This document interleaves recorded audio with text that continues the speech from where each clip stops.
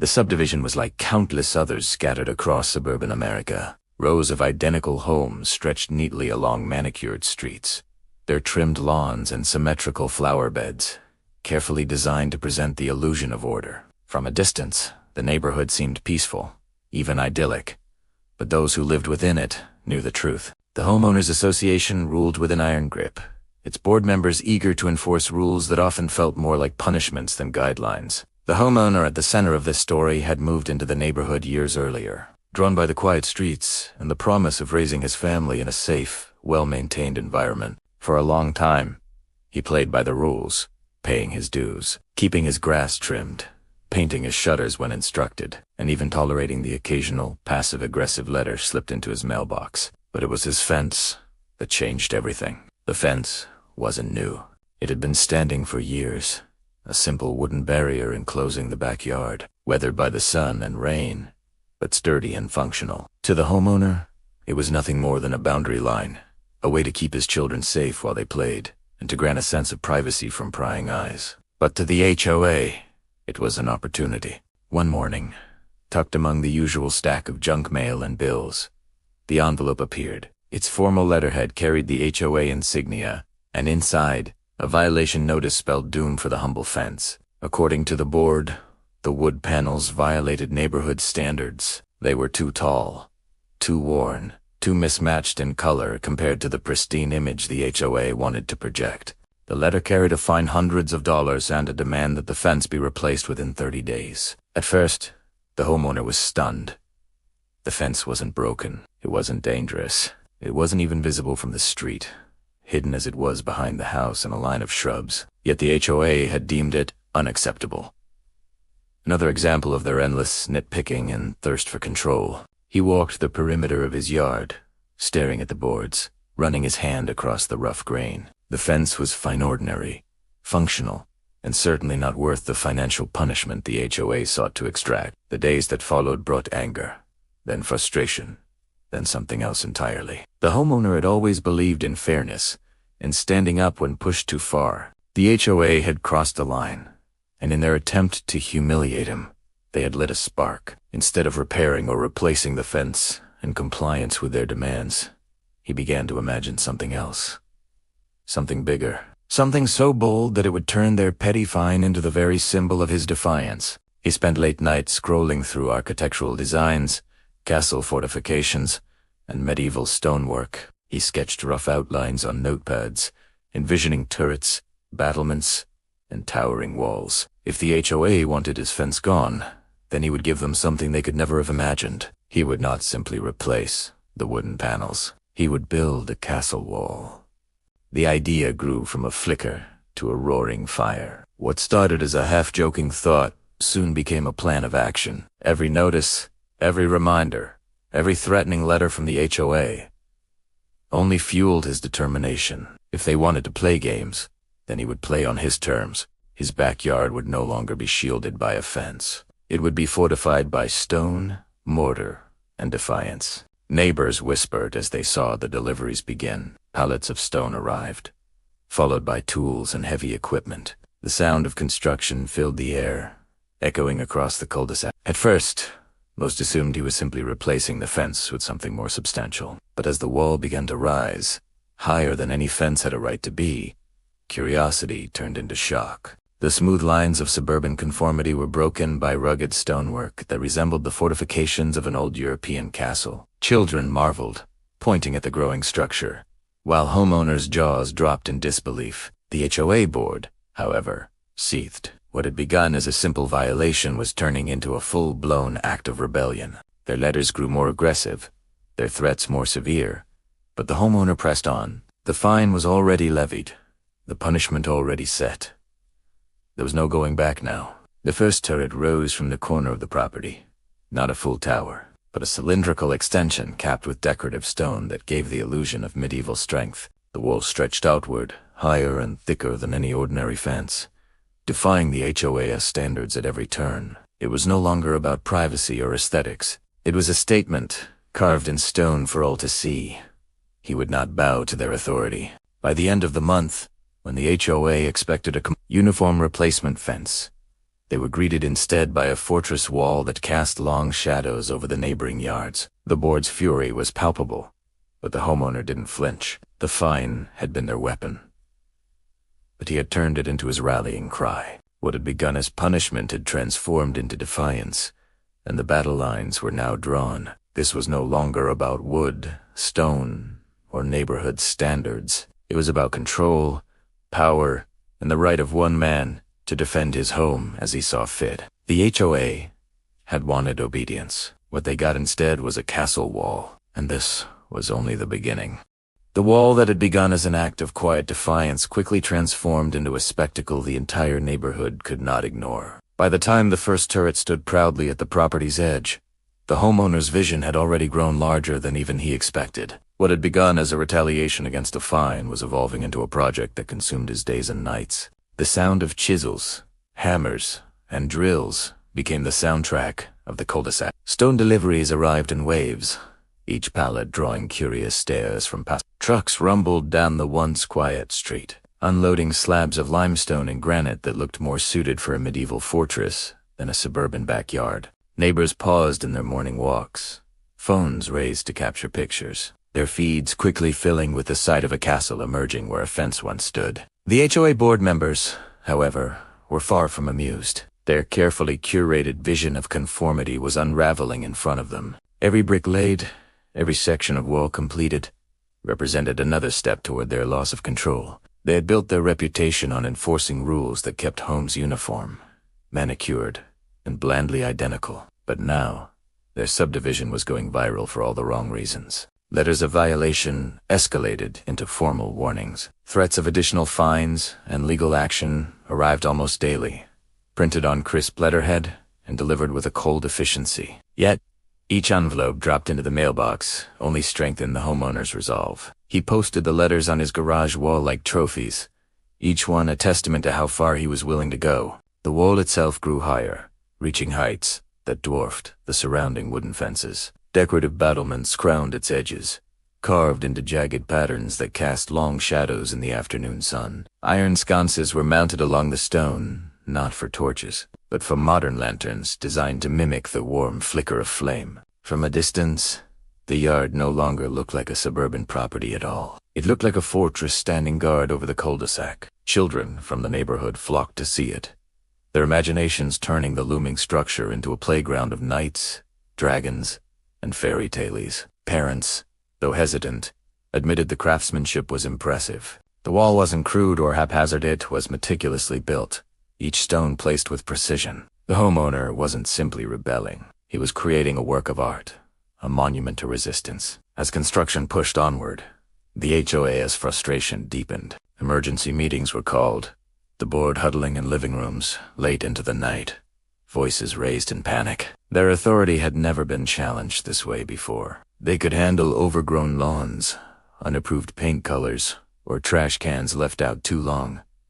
But a castle wall? That was something else entirely. Their fear wasn't just about aesthetics, it was about precedent. If one homeowner could get away with building a fortress, what would stop others from planting wild gardens, painting murals, or erecting statues? Their carefully crafted illusion of control would crumble like sand under the tide. The homeowner pressed on, undeterred. By the end of the second month, the wall stretched the full perimeter of his backyard, enclosing it like a citadel. An arched gate framed in wrought iron served as the grand entrance. The simple wooden fence that once blended quietly into the neighborhood was gone, replaced by a stone structure that could withstand storms, time, and even the ceaseless fury of the HOA.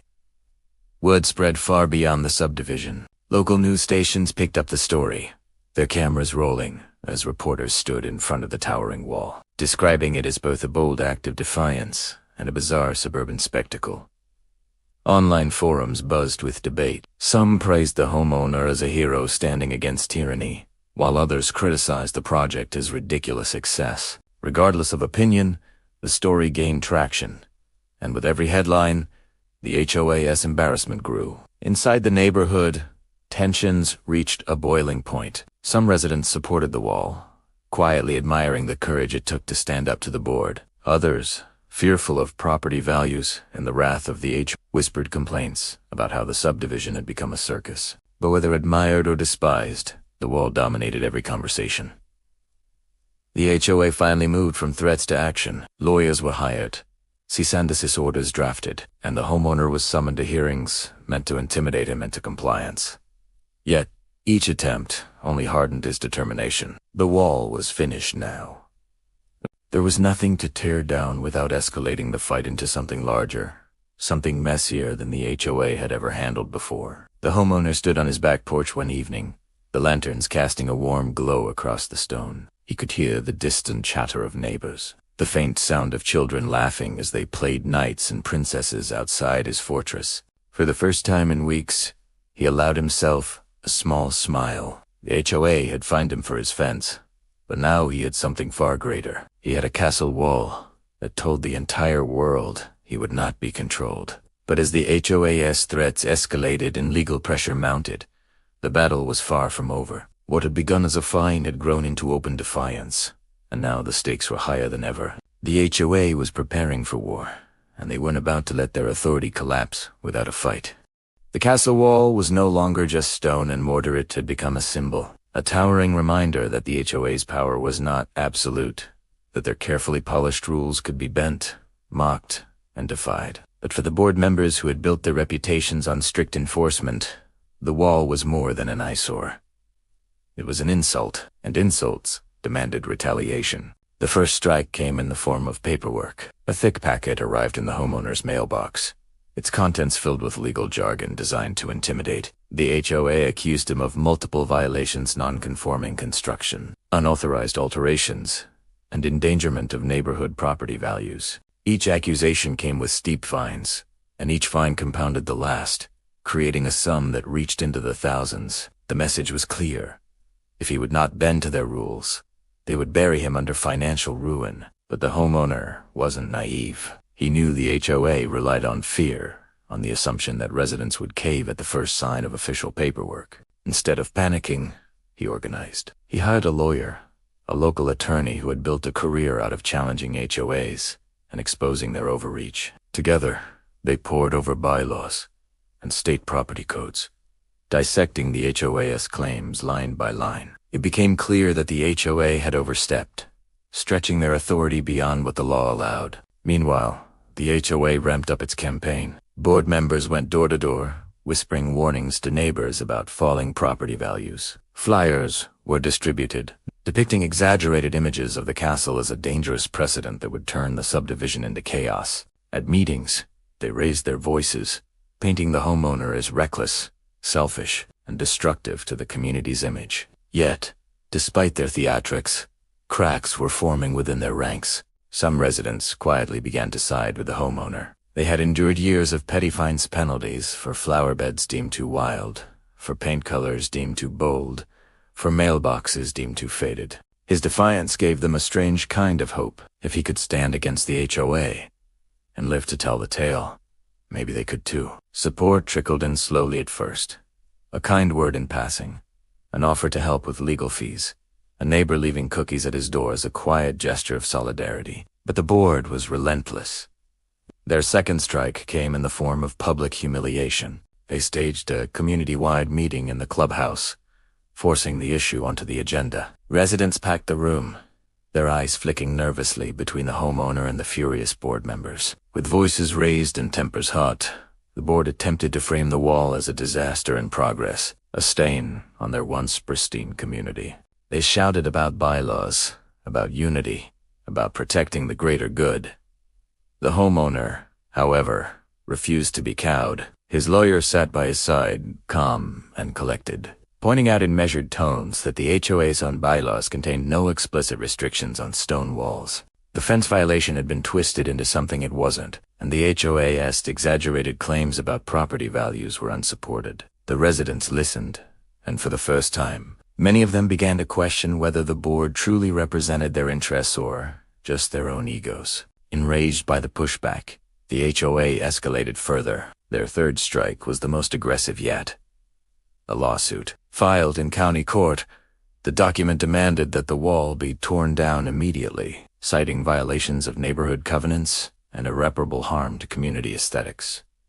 It was a bold move, one meant to break the homeowners' resolve. But lawsuits are double-edged swords, and the moment they filed, the battle left the confines of the subdivision and entered the public arena. The story, already circulating in whispers and local gossip, exploded. News crews returned, this time covering the lawsuit in detail. Headlines screamed about the man who built a castle wall against his HOA. Social media lit up with debates, hashtags trending as people across the country weighed in. To many, the homeowner became a folk hero, standing against the suffocating grip of HOAs everywhere. To others, he was a provocateur, stirring unnecessary chaos.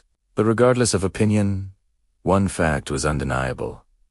The HOA had lost control of the narrative. Inside the neighborhood, the tension was unbearable. Residents found themselves forced to pick sides.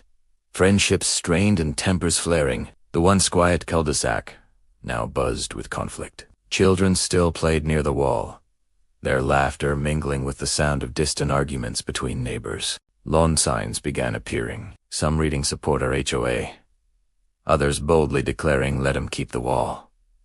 The community was fractured, and the board's desperate attempts to reassert dominance only deepened the divide. The homeowner, meanwhile, worked tirelessly with his lawyer, preparing for the court battle that loomed ahead. His castle wall, once a project of passion and defiance, now stood as evidence in a legal war. At night, he would walk its perimeter, running his hands along the cool stone, wondering how far this fight would go. He hadn't expected to become a symbol, hadn't intended to ignite a movement, but now it was too late to turn back. The HOA had drawn its sword, and the battle lines were set. The homeowner had his wall, his lawyer, and a growing base of support. The HOA had their lawsuit, their boardroom fury, and their thirst for control. The stage was set for a showdown that would decide not just the fate of one wall, but the balance of power within the entire neighborhood.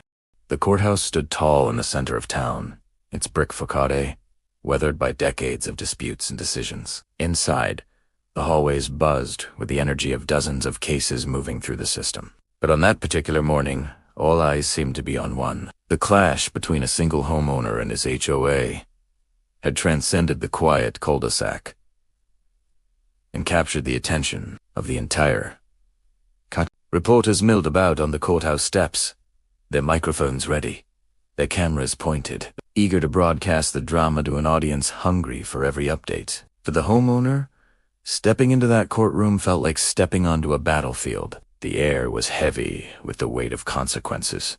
On one side of the aisle sat the HOA board members, dressed in stiff suits, their faces set in grim determination. Their lawyers surrounded them, stacks of documents piled high, confident that the law was on their side. On the other sat the homeowner and his attorney, armed not with piles of paper, but with preparation, clarity, and resolve. The castle wall wasn't just a structure anymore, it was the very center of the legal storm. The HOA's case opened with force. Their lead attorney painted the wall as an act of rebellion, a deliberate violation of neighborhood covenants meant to destabilize the community. With dramatic inflection, he argued that property values had plummeted, that prospective buyers had been deterred, and that the neighborhood's carefully cultivated image had been tarnished beyond repair. Charts and graphs were presented, all showing supposed financial damages. The wall, he declared, was not a fence-it, was an eyesore, an affront to order, and a dangerous precedent. The board members nodded vigorously at every word, their eyes darting occasionally to the homeowner with looks of disdain. For them, this was about control, about making an example. If they lost here, their authority would crumble. If one homeowner could build a castle wall, then what was to stop others from defying every petty rule the HOA had ever enforced? Then came the defense. The homeowner's lawyer rose calmly, his voice steady but sharp. He dissected the HOA's claims piece by piece, pointing out that their own bylaws made no mention of prohibiting stone walls. What they had attempted to enforce was not written law, but interpretation bent to their will. He questioned the validity of their charts, noting the lack of evidence that a single buyer had ever walked away because of the wall. In fact, the lawyer argued, the wall had drawn attention to the neighborhood, bringing in visitors and even boosting interest in nearby properties. Piece by piece, the HOA's case began to unravel. Witnesses were called. One neighbor, who had sided with the board, reluctantly admitted under questioning that the wall had no measurable impact on his property's value. Another neighbor, supportive of the homeowner, testified that the wall had become a point of pride, attracting visitors and creating a unique identity for the community. The courtroom murmured with each admission, the weight shifting gradually but undeniably toward the defense. The homeowner himself was called to the stand. He described how the ordeal had begun not with rebellion, but with a simple fence, one deemed unacceptable by an overreaching board. He explained his frustration at being fined for something so trivial, how the wall had begun as a personal project of defiance, but had grown into something larger, a symbol of standing against unreasonable authority. His words were not fiery or dramatic, but honest, and that honesty resonated with those listening. The HOA's lawyers tried to paint him as reckless, irresponsible, and vindictive, but each accusation only seemed to strengthen his position. He was not a lawbreaker. He was a man defending his right to his own property within the bounds of the law. And the law, as the defense reminded the court again and again, was on his side. By the time closing arguments were delivered, the courtroom was tense, the air charged with anticipation. The HOA's attorney doubled down, warning of chaos if the wall was allowed to stand, painting a picture of anarchy in the suburbs. But the defense countered with a simple truth. The HOA had overreached, attempting to punish a man not for violating written rules, but for daring to challenge their authority. The judge deliberated for what felt like hours, though in reality it was only minutes. When he returned, the verdict was clear. The wall was not in violation of the HOA's bylaws. The fines levied against the homeowner were invalid. The lawsuit was dismissed. The castle wall would remain standing. Gasps filled the courtroom. The HOA board members sat in stunned silence, their faces pale, their authority shattered. The homeowner exhaled deeply, the weight of weeks of tension lifting from his shoulders. The battle had been long, the attacks relentless, but the victory was his. Reporters swarmed as soon as he left the courthouse. Cameras flashed, microphones thrust forward, questions shouted over one another. The man who had built a castle wall against his HOA was now more than a local curiosity. He was a national story, a symbol of defiance against the overreach of homeowner associations everywhere. But as triumphant as the day was, he knew the fight wasn't entirely over. The HOA might have lost in court, but their bitterness was far from spent. Back in the neighborhood, board members would regroup. Neighbors would still argue, and the wall would continue to stir controversy. The legal battle was won, but the war for peace in the cul-de-sac had only entered a new phase. And as the homeowner returned home that evening, standing once more before his towering wall, he knew the next chapter of the fight was about to begin. The victory in court had been decisive, yet the echoes of the gavel did not silence the tension in the community. If anything, the ruling amplified the divide, drawing sharper lines between those who supported the homeowner and those who still clung tightly to the authority of the HOA. The neighborhood, once united in suburban normalcy, was now fractured into factions, each side convinced of its own righteousness.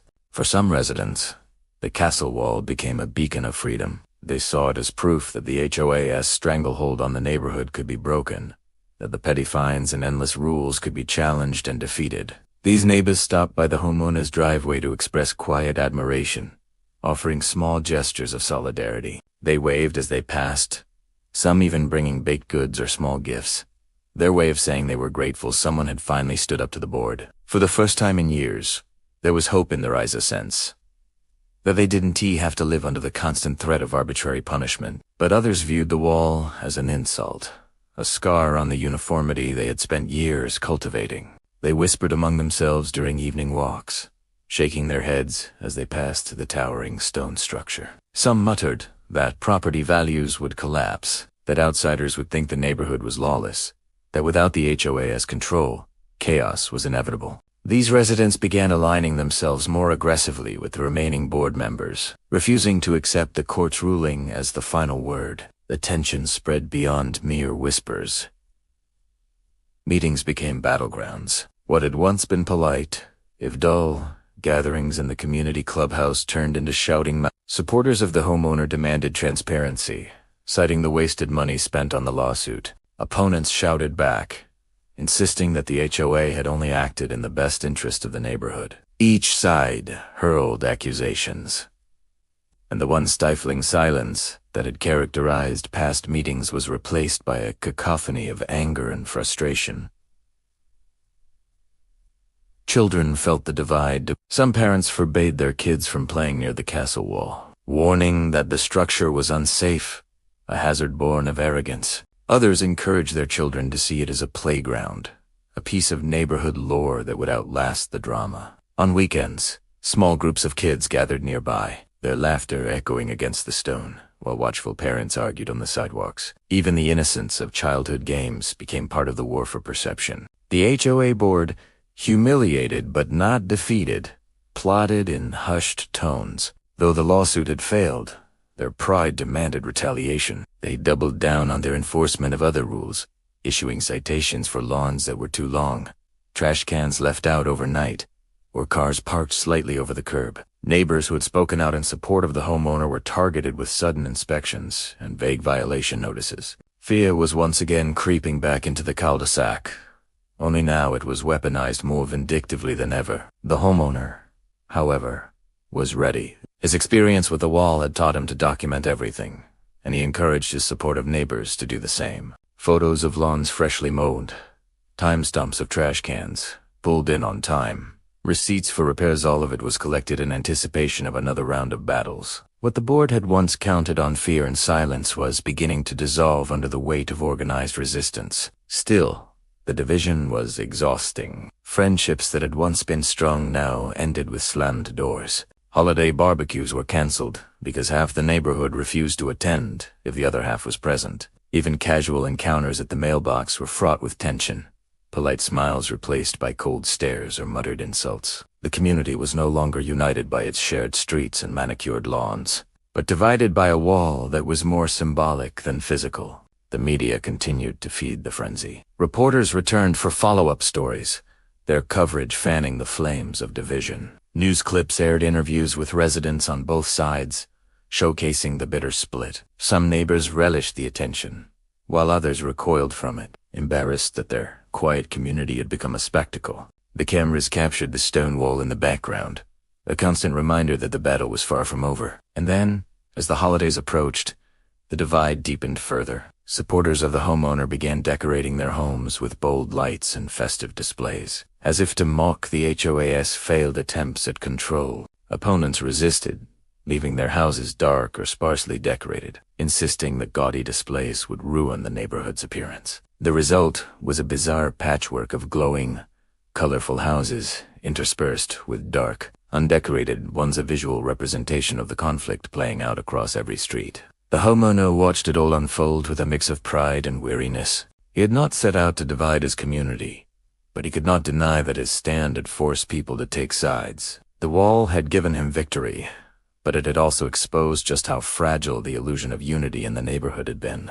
The HOS authority was weakened, but not destroyed. His neighbors were emboldened, but not united. The fight was no longer just about one wall, but about the very soul of the community. As the year drew to a close, the board prepared its next move. Rumors swirled that they were planning to call for a special election, one that might allow them to remove the homeowner entirely from the HOA. Others whispered that audits were coming, that the board's own mismanagement of funds was about to be exposed. The air was heavy with anticipation, every conversation tinged with the sense that the next chapter of the conflict would be decisive. The castle walls still stood tall, unyielding against the winds and storms that passed through the neighborhood. But beneath its shadow, the true storm was brewing, a storm of neighbors, power, and pride that was about to erupt into something far greater than fines and fences. The neighborhood was no longer merely divided. It was primed for a transformation, one that would either shatter it beyond repair or rebuild it stronger than ever before. The new year dawned over the fractured neighborhood, its streets quiet beneath the pale winter sky. Yet beneath that silence lay the rumble of anticipation. For months, tension had simmered like a pot left on high heat, and it was clear something had to break. The HOA board, desperate to reassert control, pushed forward with their rumored special election. Flyers were slipped into mailboxes, announcing the date, the agenda, and the opportunity to restore order. For many residents, the election felt like a last stand. Supporters of the board whispered promises of returning to the tidy, rule-bound harmony they had once known. But for others of those, weary of fines, harassment, and control it, was an opportunity to seize real change. The community, divided for so long, now prepared for a showdown that would decide the future of their lives together. The night of the meeting, the clubhouse overflowed. Every seat was taken, and still, people stood along the walls, their arms crossed, their faces tense. The atmosphere crackled with energy. The board members sat at the front, stiff and formal, their expressions carefully schooled into masks of authority. But the homeowner, sitting among the crowd rather than on stage, radiated calm determination. He knew the stakes and had prepared his case meticulously. When the proceedings began, the board wasted no time painting themselves as victims. They spoke of defiance, of unreasonable structures, of the dangers of letting one man's actions inspire rebellion. They warned that property values were at risk, that the very fabric of the community was unraveling. Their words were heavy with fear, designed to coax loyalty from those still clinging to the illusion of control. But the homeowners' allies were ready. One by one, neighbors stood to speak not with anger, but with truth. They recounted the fines that had been issued without reason, the intimidation tactics, the money wasted on failed lawsuits. They pointed to the castle wall, not as an eyesore, but as a symbol of resilience. It had not brought ruin, they argued, but had instead exposed the rot within the HOA's leadership. The community, they said, could thrive not through control, but through cooperation. Voices rose and fell. Tempers flared, but the tide was shifting. Even those who had once opposed the wall began to question whether the board truly had their best interests at heart. For the first time, the fear that had kept so many silent was replaced by the possibility of freedom. The vote, when it finally came, was decisive. One by one, ballots were cast and counted. When the numbers were announced, gasps filled the room.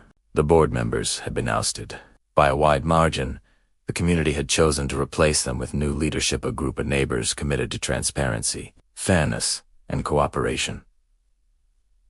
The reign of the oppressive HOA board was over. In the weeks that followed, change swept through the neighborhood like a fresh breeze. The new leadership abolished many of the most restrictive rules, eliminating fines for harmless violations, and focusing instead on maintaining true safety and shared responsibility. The atmosphere lightened. Neighbors who had once glared across driveways now exchanged tentative nods, the beginnings of reconciliation. Children once again filled the streets with laughter, their games no longer shadowed by tension. The homeowner's castle wall remained standing, unchallenged, and over time, it became less of a battleground and more of a landmark, a reminder of what had been fought for and won. Visitors to the neighborhood marveled at it, and residents began to take pride in its presence. It stood not as an act of defiance alone, but as a monument to resilience, courage, and the power of community when people refused to be silenced. For the homeowner himself, the victory was bittersweet. He had never sought to divide or disrupt,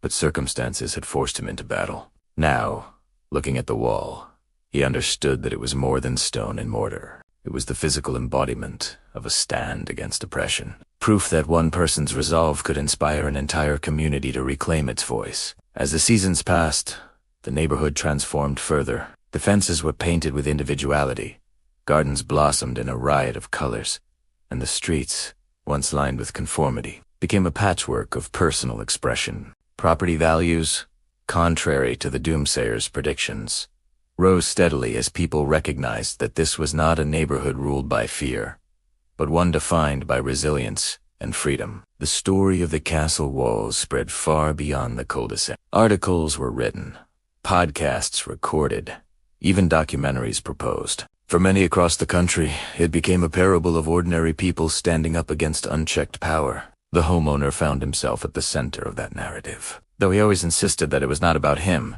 but about everyone who refused to be bullied into silence. And so, the saga reached its end not with the crumbling of the wall, but with its lasting presence. The HOA's attempt to fine a man for his fence had backfired spectacularly, igniting a movement that transformed a neighborhood and inspired countless others. What had begun as a petty dispute over boundaries had become a story of resilience, defiance, and ultimately, triumph. The castle walls still stood tall, its stones catching the light of each sunrise and sunset, a silent witness to the battles fought and the victories won. For the homeowner and for the community that had finally found its voice, it was a reminder of one truth. Sometimes, the greatest walls are not the ones that divide, but the ones that protect freedom.